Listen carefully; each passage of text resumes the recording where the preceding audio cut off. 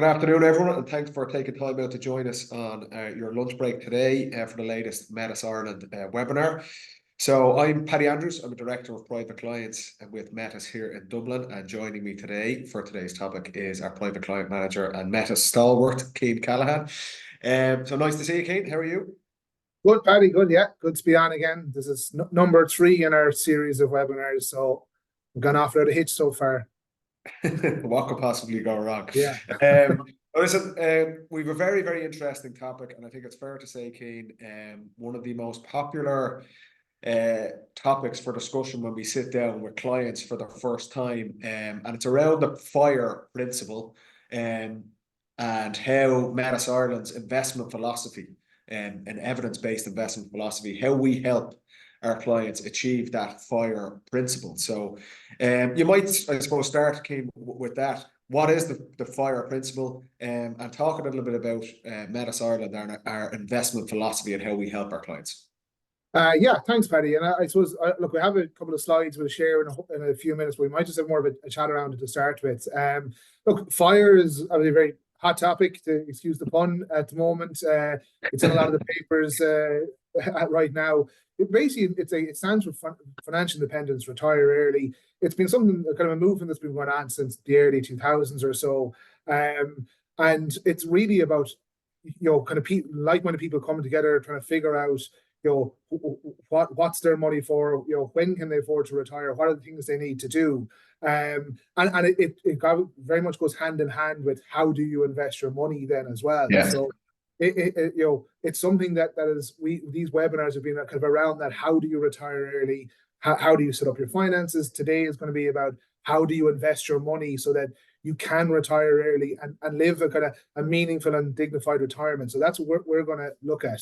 And then in terms of our investment philosophy, I suppose there's one key underlying principle that we need everyone to buy into and understand, because it does underpin everything. And that ultimately is that new wealth can be created. There isn't a fixed sum of money in the world, that just changes hands day to day or week to week. There's more wealth in the world today than there was 100 years ago. There's going to be more wealth in 100 years' time than there is today. And if we can understand that new wealth can be created, we can start to build out an investment philosophy that really just tries to allow us capture that wealth as it's being created. And for us, I suppose the really important thing to understand is that new wealth is created when businesses sell products and services at a profit. So they take something in, they turn it into something more valuable, they sell it at a profit. The sum of their outputs is greater than the sum of the inputs. That's how wealth actually gets created. If I was a fund manager or a stock picker, I'd be here saying, well, I create new wealth, or I capture your wealth by timing the market, by picking stocks. We don't really believe in any of that stuff. Wealth is created by the great businesses in the world. And I suppose before I go any further, you're going to hear a lot of terms like stocks, shares, equities, markets, stock markets. You can kind of just forget about all that. When I say that, what I mean is the great businesses of the world. So the great entrepreneurs are constantly adding value and creating new wealth. All we're really trying to do is capture that wealth as it's created. So that kind of brings us into our first look at our slides here. Yeah, and just kind of on that, I see we have a lot of people joining in a minute or two late. So just a small bit of housekeeping for everyone who's joined in the last minute or two. We won't be sharing these slides directly with the attendees. What we will do is we'll take a recording of today's presentation. We're going to post that on the Metis Ireland YouTube channel. And the link for that will be posted on the Metis Ireland LinkedIn page probably early next week. So don't worry if you've missed the start of this. The other thing I'd say is we have probably 20 to 25 minutes aside, Cian, for maybe the presentation and the slide, but we have set aside kind of 10 to 15 minutes at the end of the presentation for questions. So for anyone who's logged in, if you can mute your laptops or your PCs, or I see a few iPhones there as well, you can type in your questions in the chat box. And we'll get to them at the end. And if we have a lot, which would be great, and we don't get time to answer all of your questions today, Cian, you'll record a video with all of the questions as well. And again, we'll post that to the Metis Ireland YouTube channel last week as well. So I suppose in the interest of time, we may kind of start with the presentation, Cian. You've touched on the FIRE principle, what it means, and it's obviously a very attractive thing for a lot of clients, that ability to retire early and have that financial independence. Evidence-based investing, and why Metis do what we do and what we do with the money that is we're fortunate enough to manage for our clients. So the first couple of slides, you might talk us through that in a little bit more detail, Keith. Yeah, exactly. And I very much go back to the underlying principle there that new wealth can be created. All we're trying to do is capture it. We capture it by owning the great companies of the world. You know, your Facebooks, your Apples, your IBM, just buying the entire global stock market.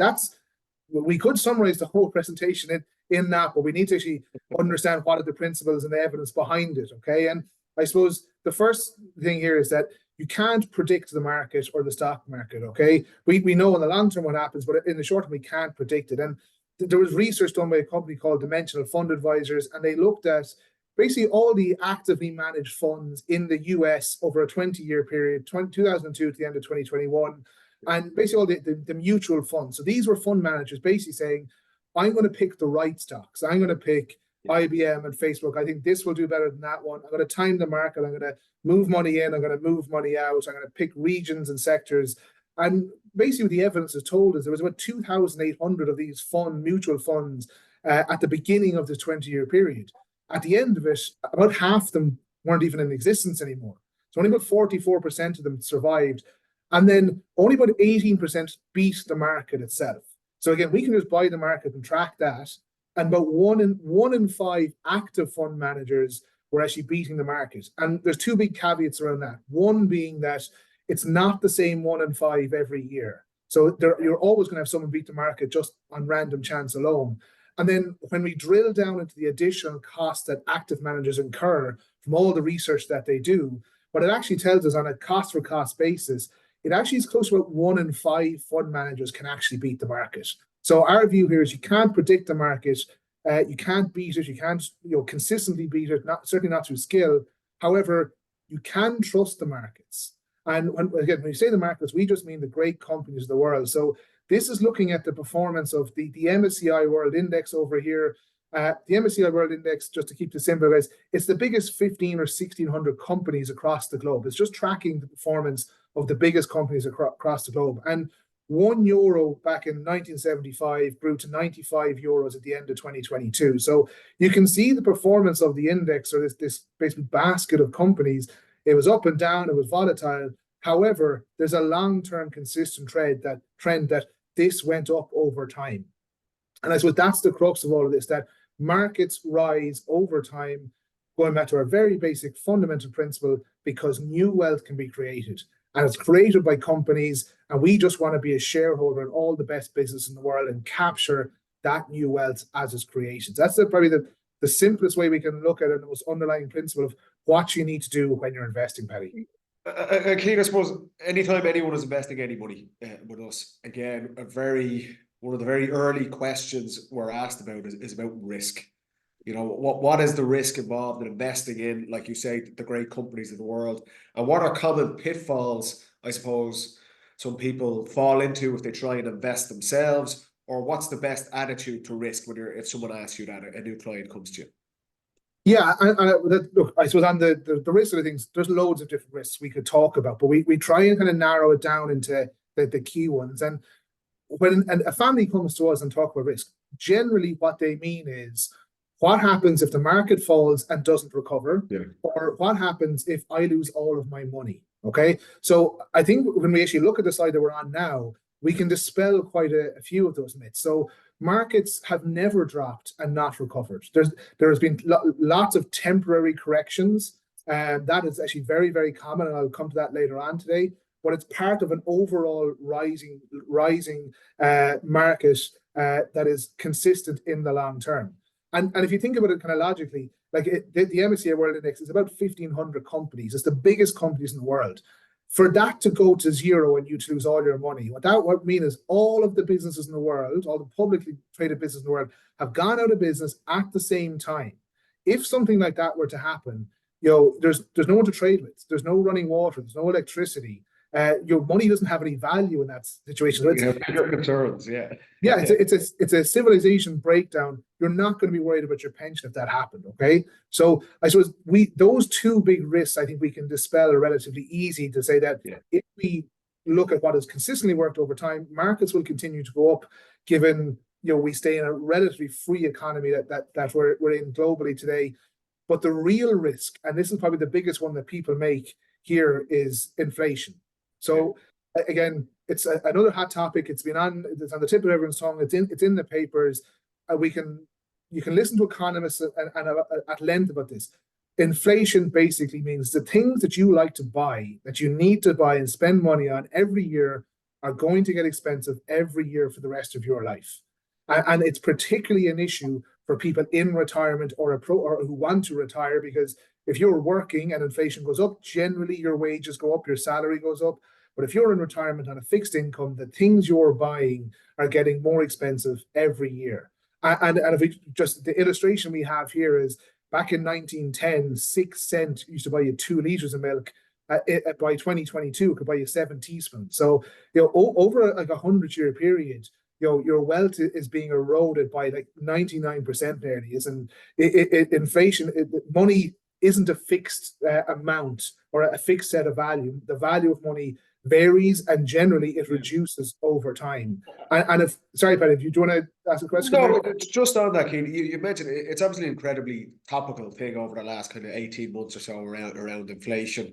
And again, a lot of concerns we get from maybe existing customers is everything that's happening in the world at the minute. There seems to be another crisis. The next thing is coming. Obviously, we had COVID, which was an incredible period of time for everyone. The fallout from COVID around supply chains, global supply chains. Then inflation was rising across the world. We have the issue, obviously, the tragedy that's happening in Ukraine, now in the Middle East. It seems like every couple of months there's another thing to rock society, and ultimately the markets are impacted by that.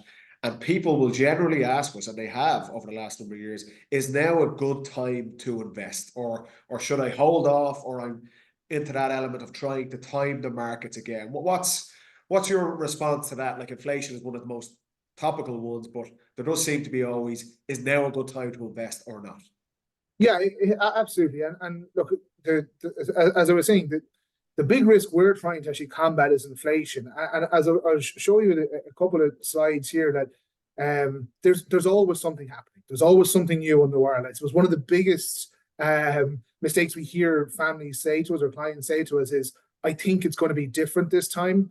As in different opposed to when? 2008, World War II, markets have always recovered. So I think that the best way to illustrate this is, what we have up on the screen here. It's the performance of the S&P 500 from 1990 right up to the end of 2023. For anyone on the call, the S&P 500 is the biggest 500 companies in America. So if you just tracked the performance of the biggest 500 companies in America, we're looking at the growth of $1,000. So $1,000 over this 30+ year period grew to $26,000. So just put your money in, forgot about it, never did anything. You got about a 10% annualized return. You can see down here at the bottom. But Paddy, as you were saying, like, is now a good time to invest? So there's always something happening, right? If you missed the single one best day in that 30-year period, your 26,000 is now only 23,000.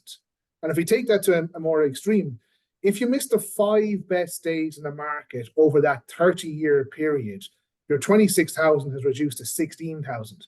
Another way of saying that is, about 40% of the return over this 30-year period came in 5 days in the market. Now, if we go back to our first bar here, this includes all the bad days. This includes Russia invading Ukraine. This includes COVID, where markets dropped by 35% in 4 weeks. This includes the global financial crisis in 2008, where markets dropped by about 50%. The dot-com crash in the early 2000s, markets dropped by 50%. What this means to us, Paddy, is that basically we can deal with all the bad days. The bad days aren't really something that needs to concern us, as long as we guarantee we capture all of the good days. So I suppose one of the big concerns that people might have is, what if I invest today and markets drop straight away? And I suppose there's probably two points to that. First is, almost no one invests all of their wealth on one given day. Most people who are watching today, most families we deal with, they invest their money periodically, either monthly or annually. So there will be a time where you invest and markets might drop temporarily. But you need to be looking at not where the market will be in 6 months' time, it's where it's going to be in 20 years' time. So markets might drop temporarily, but in 20 years' time, all the evidence tells us if you're a long-term investor and you're thinking far ahead, this is going to work. So again, just to emphasize it, again, this is showing the growth of the MSCI World Index over a 50-year period. These are all the terrible things that happened across that time. And I have a specific slide later on. I'll show you what happened if you invested in 2008, right at the peak. And what it shows is that you'd still have doubled your money in about 10 years' time had you just done nothing, had you been globally diversified. So if we were to delete away all of these events that have occurred and just left that chart there, you'd be like, I'd be pretty happy if my money grew like that over a period of time. But let's see. It's back to that piece again. This is the evidence-based investing philosophy that we're so kind of stringent on. That these things, even though the next crisis feels like there's no precedent for it, and this is going to be different. It's funny you say that. You have conversations. I think this is different this time, and it just shows the markets will continue to do what they do. I know Carl, our managing director, is very famous to stick with the plan. And that side of things as well. But this is, I suppose, the data behind evidence-based investing and why that's so important, and defunks, I suppose, the idea of trying to time the markets, which some people maybe not as experienced might think that is a good approach to take. Yeah, and look, on timing the markets is then, yes, if you waited until the market dropped by 50%, and that happened in 2 weeks' time, that will be better. The problem a lot of people have is, like, back in 2008, like this is 2008, right at the bottom point. Like, Metis has been around for 2014, but I've been in the industry for longer, and Carl would have been in the industry for longer. Like, we had people in 2009, 2010, 2011 saying to us, like, oh, I'm going to wait for the next drop. And actually, as the evidence shows here, markets never came back down below what they were. So if you were waiting for the next correction, you missed out on about 500% of growth before markets corrected again. So again, there will be another correction. It's inevitable. It's going to happen. But markets could double before they half again.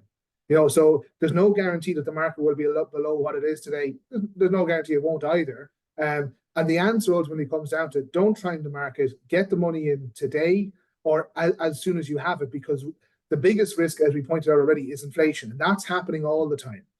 So you kind of hedge your bets here. It's like, well, I might wait for the markets to drop and put my money in. If I do that, well, I'm guaranteed to lose money to inflation. If I put the money into the market and it drops temporarily, okay, that's not ideal. But in 10, 15, 20 years' time, I know I'm going to get a return above inflation. So okay, and that makes sense to me, and hopefully for the attendees, obviously that's a bit of insight into the investment philosophy that we approach and has worked for us over the years. Say I'm a client, Kate, sitting on the other side, and I agree with you on that, and that's pretty clear around the fundamentals of evidence-based investing, and I decide I'm going to go ahead and do this.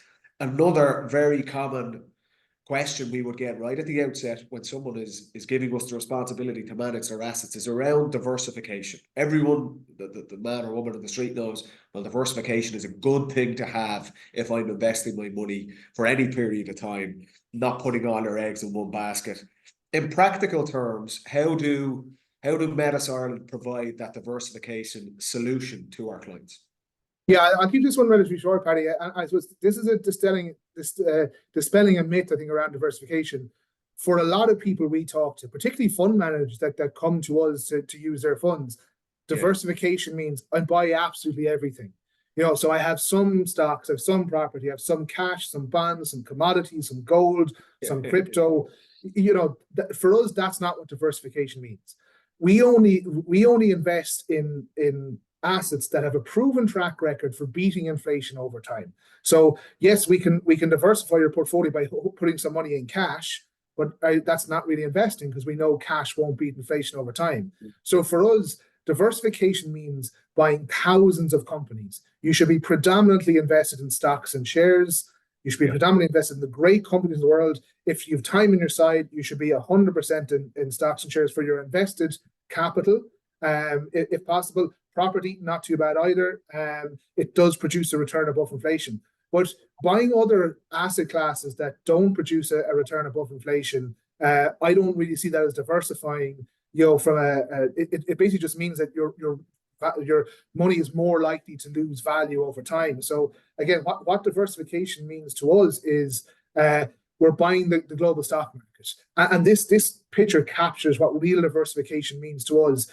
This is basically the global stock market on a cap weighted basis. So today, if you invested and you just want to track the market, roughly speaking, about 61% of your investment is in the US, 6% in Japan, 4% in the UK, 2% in Australia. So what we think a diversified funds means is you're predominantly in stocks and shares, but it's spread across the globe, across thousands of businesses. So if one business goes bust, Anglo-Irish Bank goes bust, you don't lose all your money. You don't even know it's happened because there's thousands of companies all the time. What index investing means is you're constantly rebalancing and just capturing the market as it looks today or at the end of a quarter or at the end of a year. And that means that sometimes companies fall out of the index, new ones come in. So a company might go bust, its competitor comes in and takes the place. You now own the competitor. So that's what we mean by diversification. You absolutely don't want to have all our eggs in one basket or a handful of stocks and shares, but we don't want to diversify by holding lots of assets that aren't going to get a return above inflation. We still need to be predominantly in stocks and shares in the great companies.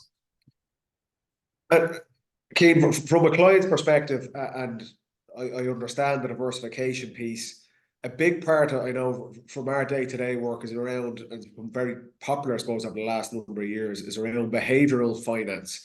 And how do we maybe protect our clients or our families from themselves when it comes to investing? Because the reality is, and we've seen it, the headlines, the distractions around, people can get nervous, and that is the reality. It's there might be their families or their business savings. When it comes to helping investors avoid pitfalls and mistakes and maybe protecting them from themselves and some poor decisions, what role do Metis play when it comes to that? Yeah, I suppose we always make it clear to the families we work with that the biggest impact on their investment is going to be their own behavior. Look, markets will do what they do over the long term. If you just put the money in there, track the market, it will work. We generally try to say we don't really manage investments, we manage people. We're helping them manage their own behavior. And that's probably the most important part. Like the market will do what it does, will do what it does.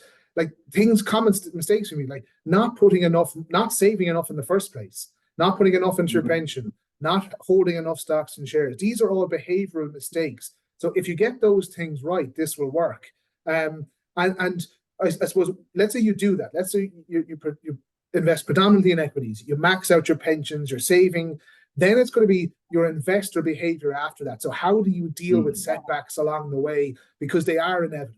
So what we have up on the screen here is basically the performance. Again, we're using the S&P 500 as a proxy because we have data going back to 1926. And all the blue above the line is all the bull markets consistently rising. All the red is all the bear markets when markets are falling. And if we look at the numbers here, like the setbacks are inevitable, they're going to happen. But if we stand back and kind of even take away the numbers, what it says is the good times far surpass the bad times. And if we look at a real example, in 2008, markets dropped by 51% over a 13-month period. So peak to trough, it only lasted about 13 months. Okay. Now, anyone probably on this call who remembers 2008, the economy, and particularly the Irish economy, took a much longer time to recover than that. Yeah. But the stock market itself only fell for about 13 months. And then after that, it went up over the next 131 months or the next 11 years by over 500%. So again, let's take a real example. Someone invested 100,000 euros right here at the peak in 2008. 13 months later, it was worth about 50,000. If they panicked, if they reacted at that point, they would have crystallized a loss, and all of the things we've talked about basically are gone out the window. Okay. However, if they hadn't reacted, if they'd done nothing and just left their money there over the next 10 plus years, their fund would have went up over 500%. So your 100,000 dropped to 50. Now it's back up over 250,000. So you have more than double. You do accept, and I get that from a client's perspective.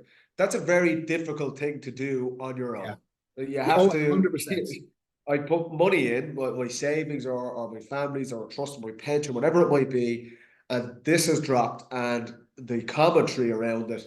It's a very difficult thing. You need to be a very cool customer to kind of say, no, I get this. I'm going to stay in my seat.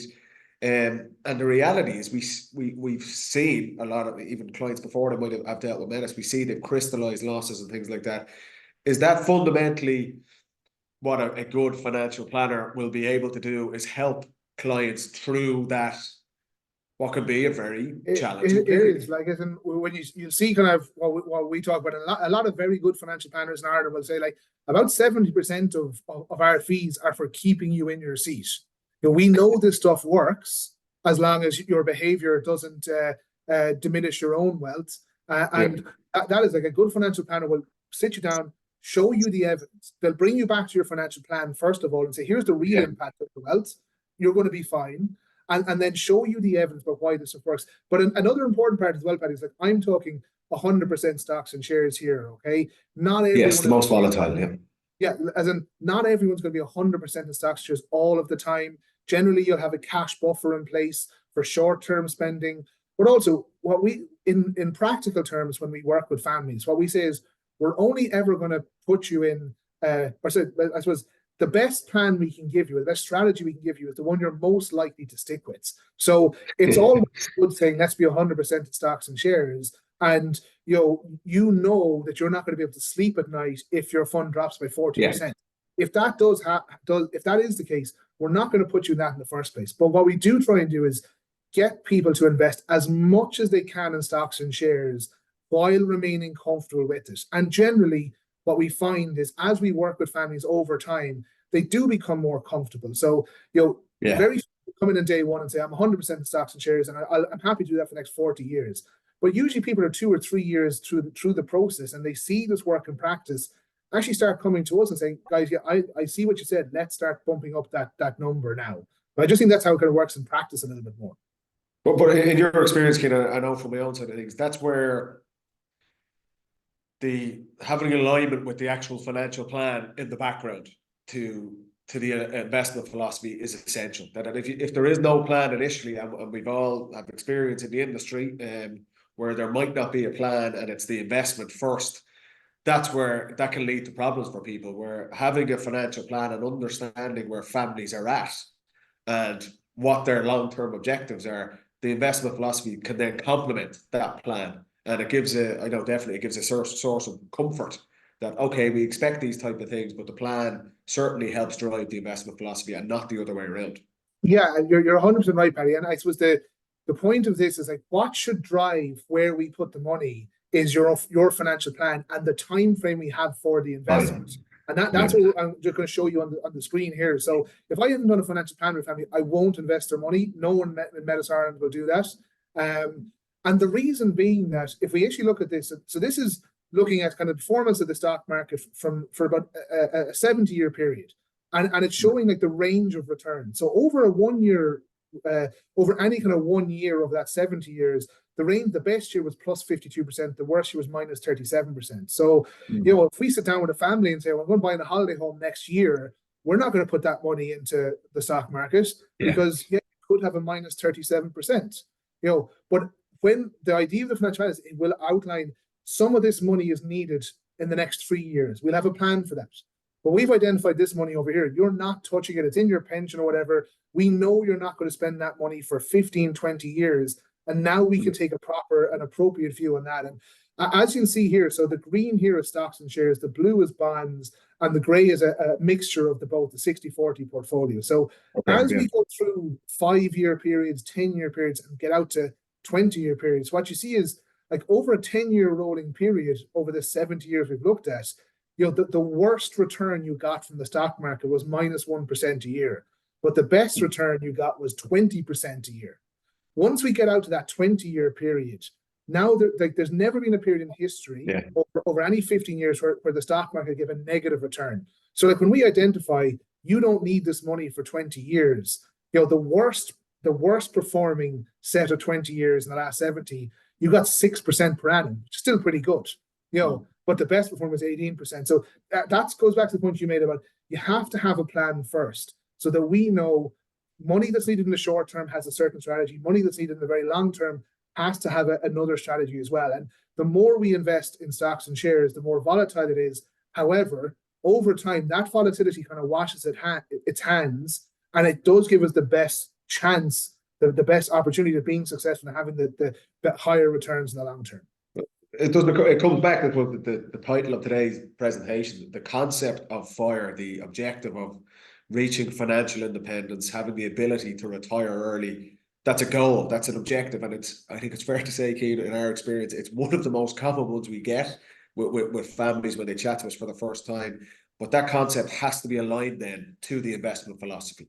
And it's very different for each individual family. Some might be closer towards that, maybe more mature clients in retirement age. Some might be starting out on their journey. But the investment philosophy needs to be, I suppose, tilted towards that objective for each family. So it does, yeah. I know just before we kind of, because I'm conscious, we're actually getting a lot of questions, Cian. You're going to be under pressure here in the interest of time. So we might, like I say, the slides won't be sent on to attendees. They'll be uploaded to the Metis Ireland YouTube channel, and a link for that will be posted to our LinkedIn page early next week, so you can catch up on those things. But just there's been quite a few questions from our attendees, which is great. Normally you have to kind of make this stuff up, but I'll try and go easy on you here, Cian. The first one, anonymous, from someone starting out in their career, what is the first step you would recommend they take towards financial independence?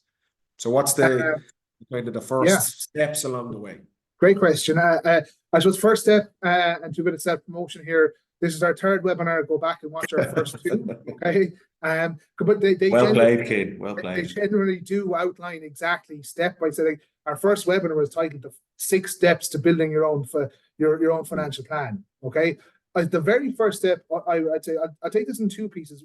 Like, let's say, you need to understand what it is you're trying to achieve first. Like, you need to understand, where am I now? Where am I going to try and get to? Because then you can fill out the gaps in the middle.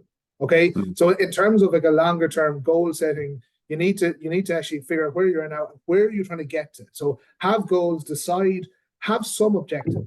That's a little bit subjective, more objective in terms of what's like a financial thing that you can do. You have to achieve breakout income. So what I mean is that basically disposable income. That's the very first thing you have to be able to do. Is if your outgoings are more than your income, you can forget about early retirement. Okay, and there's a few ways you can do that. You can earn more, you can change jobs, you can reduce spending. But I would say that the best thing that you can do is, if you get paid on the first of the month, set up a savings account and just automate. Start off with €100 a month. Just pay yourself first on day one, get into that disciplined approach to having some regular savings, and then just step it up over time. So that's the most basic thing that I would say, is have some kind of savings. If you wait till the end of the month, if you say, well, I'm going to spend my money, and if I have money left at the end of the month, I put it away, you're not going to have money at the end of the month. Okay. Looking through the attendees, I think I know who's asked this question, but properties. Talk about properties. Should properties be allocated as part of this specifically around pensions? Should I have an allocation towards properties in my pension pot? Very, very Irish query. We bloody love properties. Yeah, and it's something that I haven't covered in today's session. So going back to the principles we talked about at the start, we only want to invest in assets that get a real return above inflation.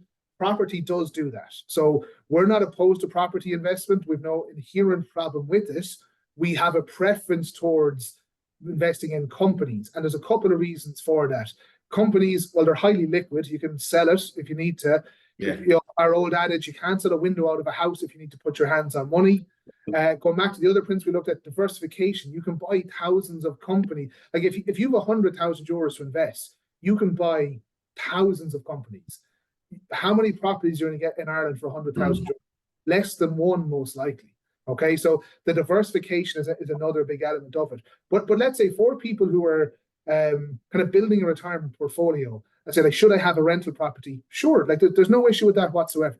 But just be aware of what the risks are. And what we want to avoid is people being overweight in property, because that does lead to problems around liquidity. Obviously, the political risk in Ireland, like you have a change in policy and there's rent controls put in there or something like that. So let's say if there's a change in politics in Ireland and you have a globally diversified stock portfolio, it's not going to have any impact on that whatsoever, but it could decimate your property portfolio. It kind of links into that diversification piece, Keith, you spoke about. Not solely. It does. And look, we try not to be too dogmatic about it. Like, if someone says, I want to buy an investment property, generally say, that's no problem. If someone says, I want to put all my money into property, we would say, let's slow down a second and look at the alternatives. Another question, probably the other end of the risk scale. It's anonymous again. I don't know how they're doing that. I can get up to 4% per annum with some deposit holders. Why shouldn't I put my money there and keep it safe? I suppose a couple of ways we can answer that. I suppose when you're talking about an investment or you talk to a financial advisor, they will throw numbers at you around, this is the return, okay? Yeah. What you need to understand though is, what's the return above inflation? What's the real return? 4% is a kind of an irrelevant number if inflation's at 10%. That means you've lost 6% that year. So like you'll see kind of some money market funds, and there's some other kind of deposit providers kind of even outside of Ireland giving around 4% a year. When we looked at one of the slides you had up was actually the headline inflation rates. Like if you've had money on deposit for the last 3 years getting 4%, you still lost about 5% a year. Maybe a little bit less than that. Like I suppose let's look at this a slightly different way. If you had 100 grand on deposit right before COVID, and you still had that money there today, it's lost about 30% of its value. Like that's been the how severe inflation has been. So look, should you have money in deposit? Yes, you should. It should be part of your financial plan. But looking at long-term money, 4% gives you a very, very low chance of getting a real return above inflation. Remember, you take dirt off that's a third of it gone. There can be charges on it. So no problem for short-term investments. But anything 5 years plus, you need to be holding predominantly stocks and shares to get the best chance of beating inflation.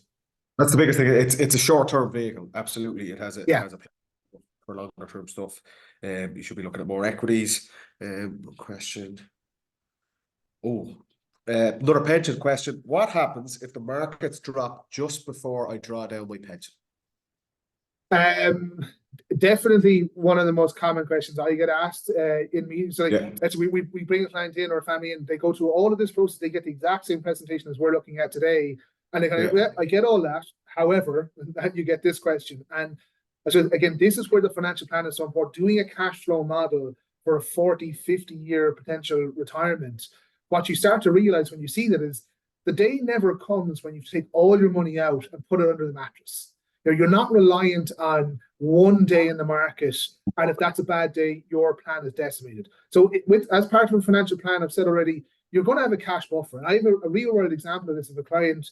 A client retired in December 2021, right before Russia invaded Ukraine. So markets were at all-time highs.